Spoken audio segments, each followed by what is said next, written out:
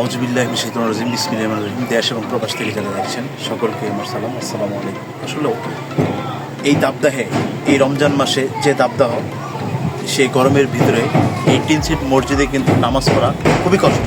আর মুসল্লিদের জন্য আমরা যতটুকু পারি গ্রাম অঞ্চলে এই মসজিদগুলোর দিকে একটু আমাদের সচেতন হওয়া দরকার।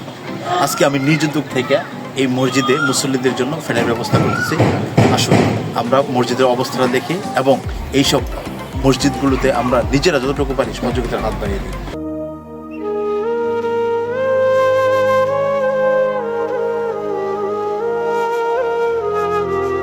বিয়ের সবচেয়ে ভালো, তাই না?